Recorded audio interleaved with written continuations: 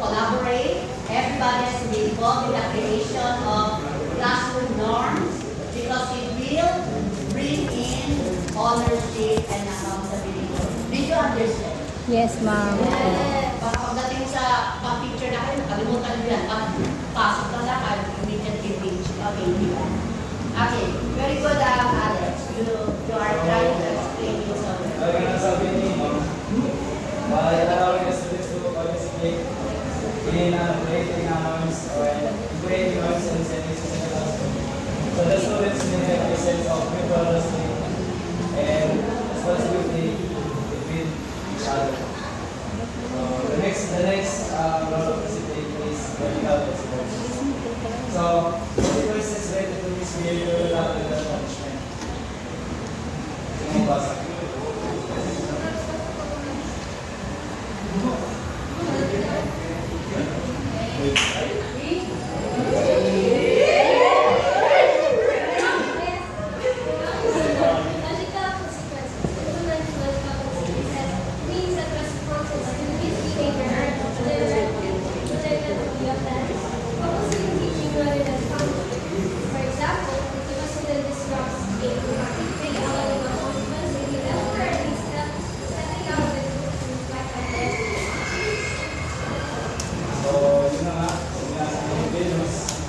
So as a teacher, we should implement vertical consequences para sa mga misbehavior, mga mistakes ng mga students inside the classroom.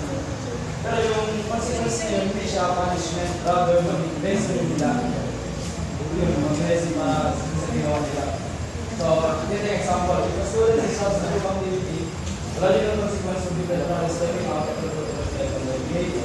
So, this act can be viewed as punishment kasi nga, hindi naman yung punishment eh. Parang, lesson sa kanya, mag-reflect siya sa ginawa niya, nabalik sa ginawa niya. And yun, parang tanggapin yun as a lesson rather than as a punishment. So, logical consequence also, this approach helps students understand the impact of their action and encourage them to make more understanding. So, by reflecting dun sa ginawa nila, reflect sila sa ginawa nila, makakamit nila yung lesson na yun na parang in the future, kung hindi na nila magagawa yung same mistake, alam na nila yung consequence nun. So, that's all for my part. The next will be Okay, so good afternoon everyone. So now, let's proceed with consistent application. So it refers to fair and firm rules for all students. So, company, yes?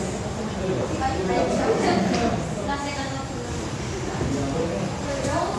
Discipline, consistent application. Consistency in enforcing rules is crucial for maintaining a fair and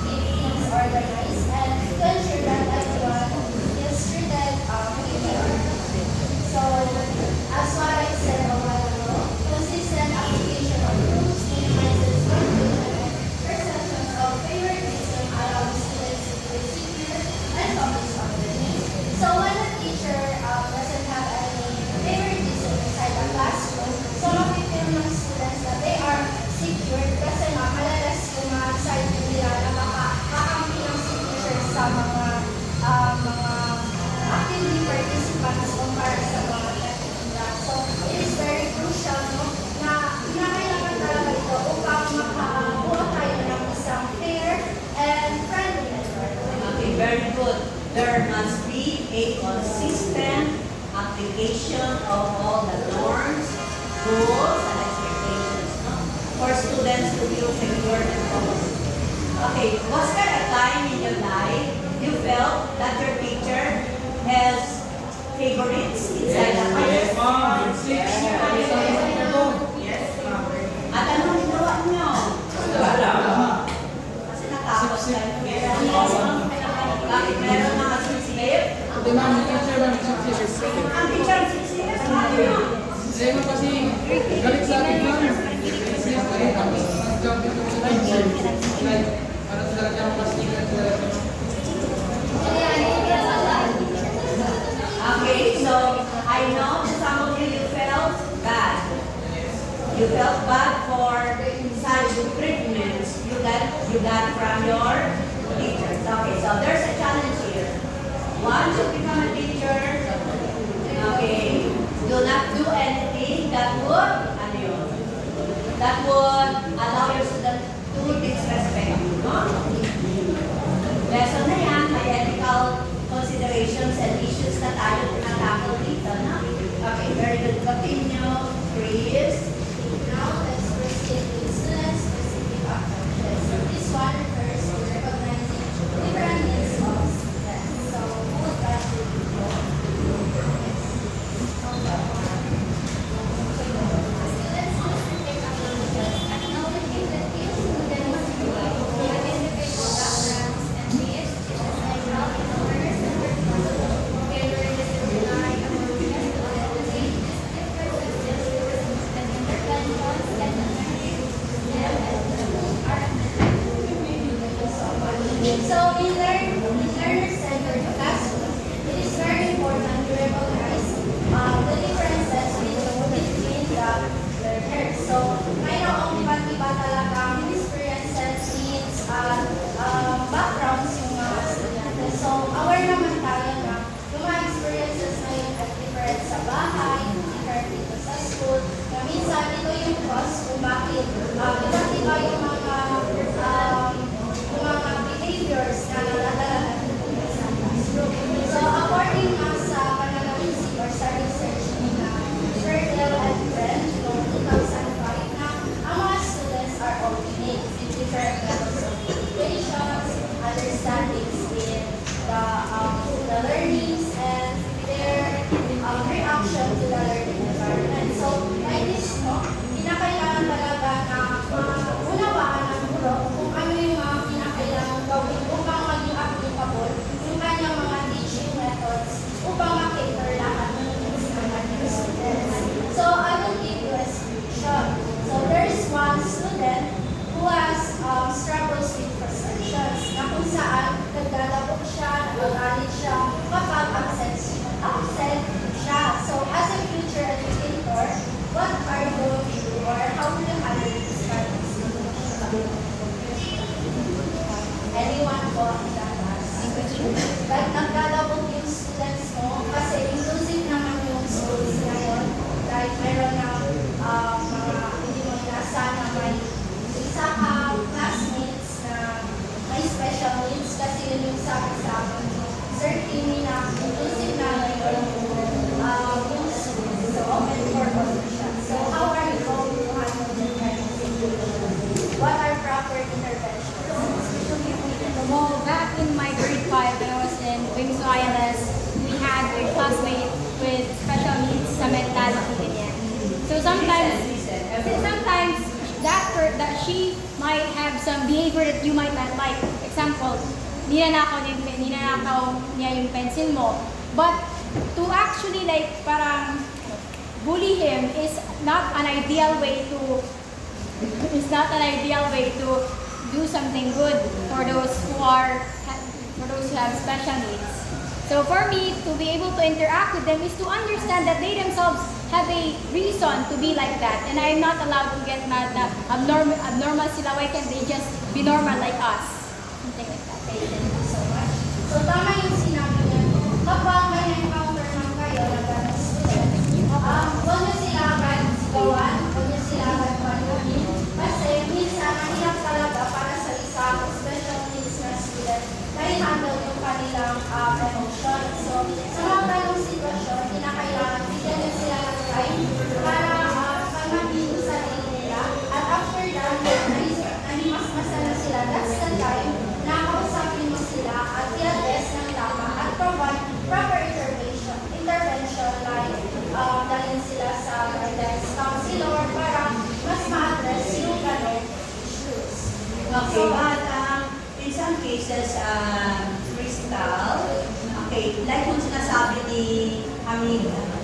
Amida, no? Amida.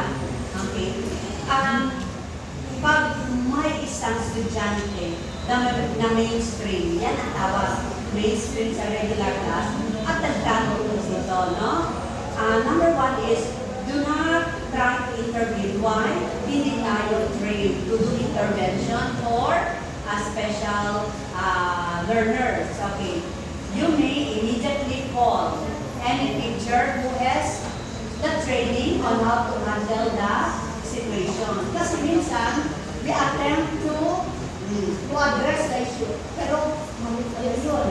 So, it's either ma-worsen ang situation or wala talaga tayong nagawa at hindi talaga helpful. So, it is best to call any teacher. Dahil sa ILS, maraming mga teachers dyan are trained to handle special learner. No? Pag talagang nagabog-gabog siya at umaakyat sa bintana or ano ba, okay, be sure while waiting for the teacher to come, be sure the learner must be placed in a safe place. Okay, hindi siya mahulog like dito. Makakakyat-akyat. Okay, so that's a different story, no? Okay, place the student in a safe place so that the intervention will begin. Okay, meron nang mag-intervene at least safe yung estudyante na yun. Tama yun, hindi mag-bully. Yung mo sabi na, kapya kami ng tuwan mo, tanandarya kami.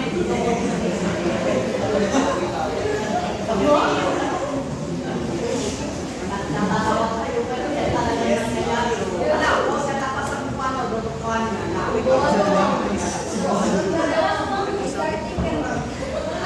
Okay, so never do anything or say anything that would worsen the situation. Okay, continue please. Okay, another situation. Imagine you are a teacher, then you have a student who struggles with reading. Then you have also a student who is very good at math. So what are you going to do? Or what proper intervention you would do para ma-cater mo yung needs ng students?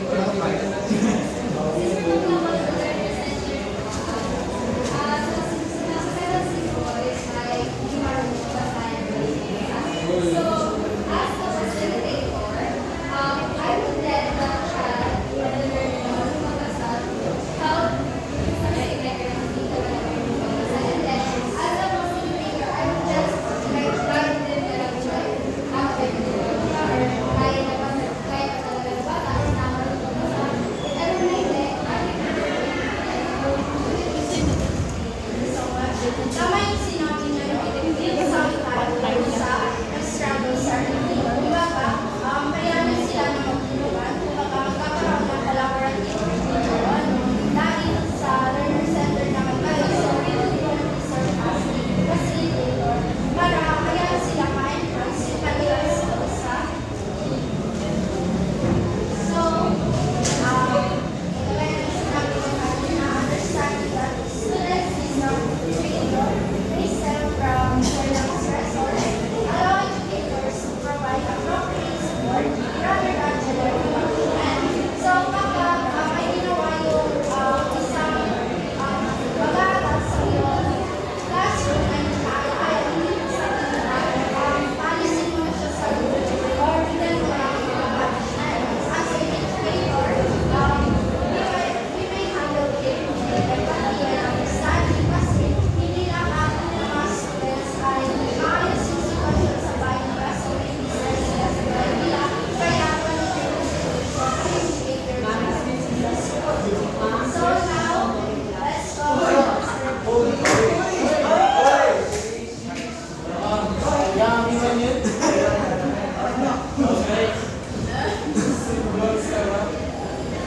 Time for resolution naman.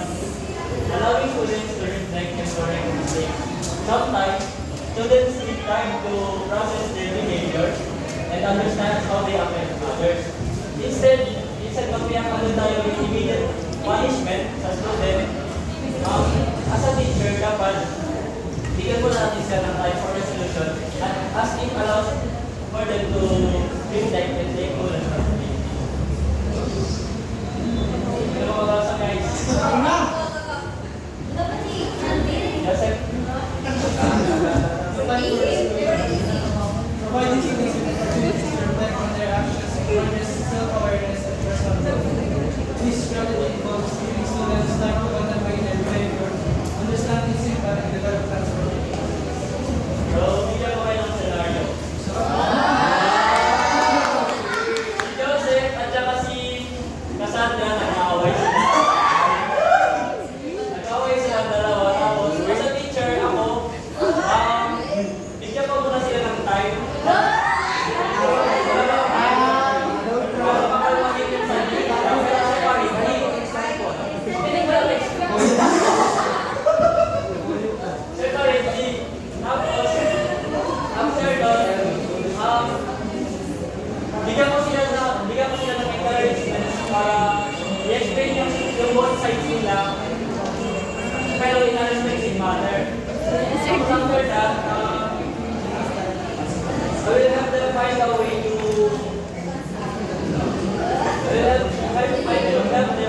way to resolve that conflict.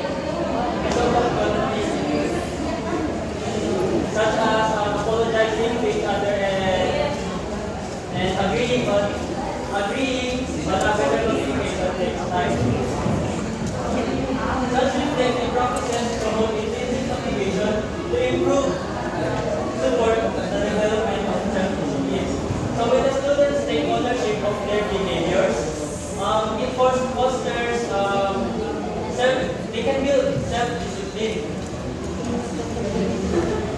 These help them become more conscious of how their actions affect others. Kaya self-discipline. Common spaces, providing an area for emotional regulation and self-discipline. So ano nga ba itong common spaces? Yung common spaces is isa itong maliit na lugar na quiet sa isang classroom where students can go whenever they are anxious, stressed, or frustrated. Maganda yan, no? Meron tayong isang room where it can be called calm spaces. Yung mga estudyante na overwhelmed, mataas ang anxiety, okay, maganda may room, no? Tapos ano nasa loob ng room? Very soft music.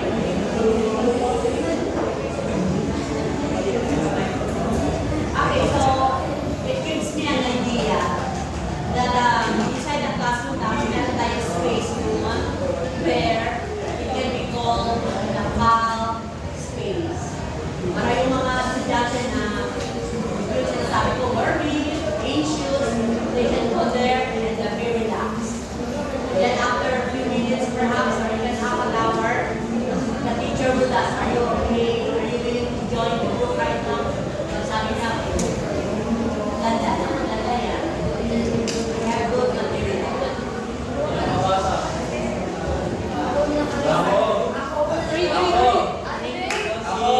Geneva. Very good. At least, natatawag na yung sa likod kasi na-observe namin, natatawag na, okay, those are people are students in front. Okay, Geneva.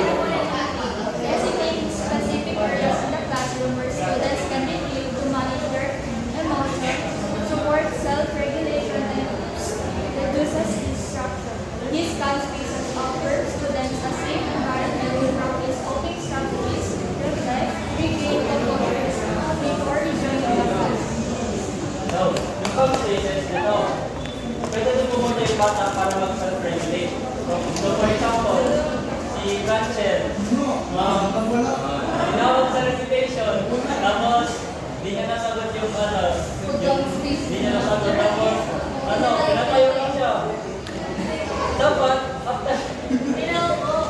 after class, dapat, pwede siya pumunta sa common space na yun para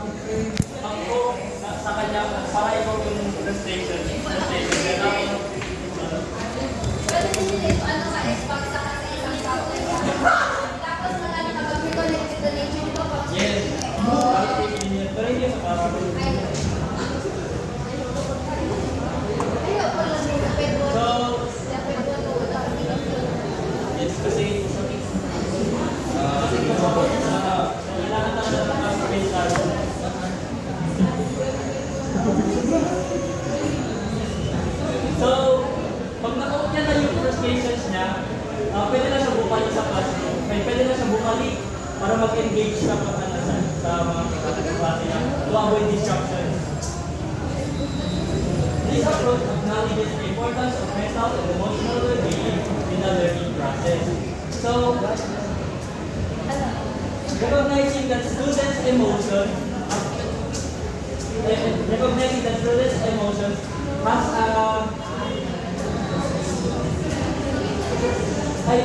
plays a crucial role in their academic performance, fosters a more compassionate classroom environment. Supporting their emotional needs may ensure that they can engage in the classroom without unnecessary stress or frustration. So that's all good. Okay, sige. So, the classroom must be, ano sabi yun? Must be a room where compassion must be present. In other words, walang judgmental, no? Sa loob ng classroom. For example, if a student, okay, got very low score, anong sabihin? Pwede ba sabihin na, ano kasi nangyari sa'yo, hindi ka siguro nag-aral, sabihin na yan. Okay, we can say that, but it would be best to say na, review more, and perhaps you can get better score next. Ano, makakat yung or minsan magsabi pa, excuse me, no? Minsan magsabi pa na, walang kalang walang kwenta.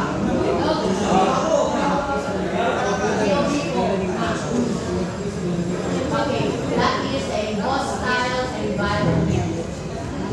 So, if you get teacher, do not allow any learner to do that to a learner. Ha? Yung anti-bullying, talagang batas na yan. You cannot take it lightly. Kasi it has a profound impact sa isang learner. Pag sinabihan ka na pag-problema ng magbo, emotionally, psychologically, very disturbing yan. Do you understand? Yes. When kayo dyan, ha? To give justice to the reporters, you listen, please. Okay, so- I am observing you. Okay, so that ends our lesson for today's lecture. So, in order for us to truly understand and comprehend the lesson, I will test you all if tunay ba kayo, nakinig ba lahat, and if nakinig ba ang lahat. So, this is going to be a quiz vote, but this is going to be held by group. It's going to be 2 groups. So, let's assign first the groups. Let's do a counting group 1 and 2. Let's start with 1. 2. One is Jervis. Okay. When you call it a student, not a student. Ay, sorry. Okay.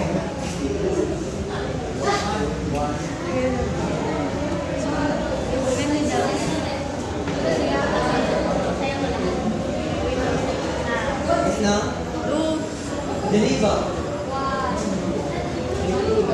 Jessica.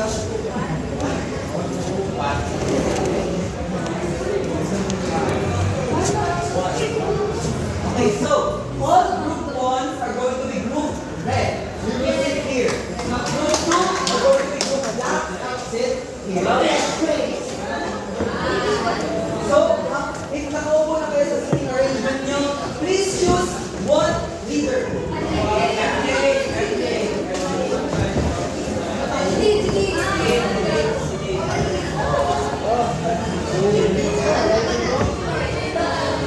Okay, so sit down muna. Wait down, please. Very well. Go to your seats. Okay,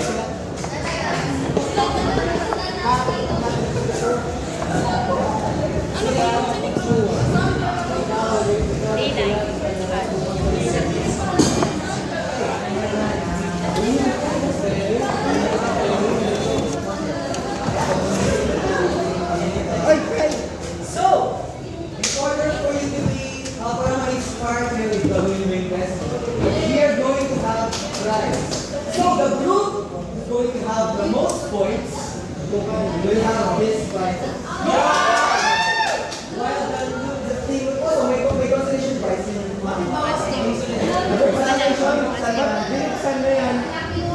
So, in order for you to understand the game properly, kung paano yung gagawin, ano mga reviews mo natin, let's discuss the rules. So, a representative from each team will take every question. A numbered grid of 1 to 15 is displayed on the screen. The current representative, ang maghahawak ng whiteboard, is going to choose a number revealing a random question.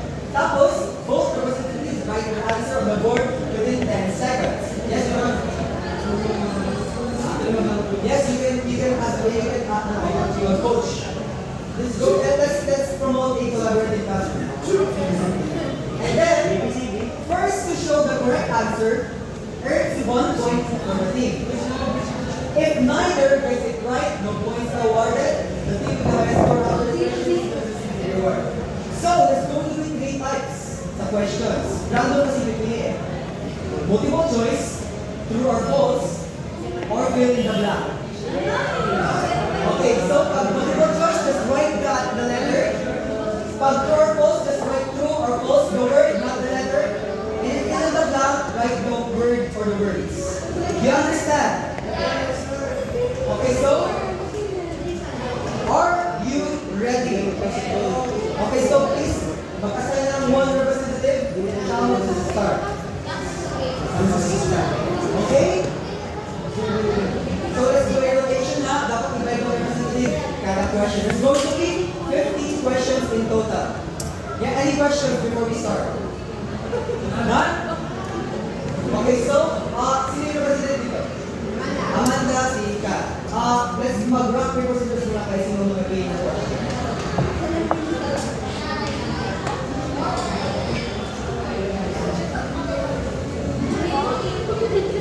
Okay, so panalo si Kat. Kat, choose 1 question from number 13. Number 13 is going to be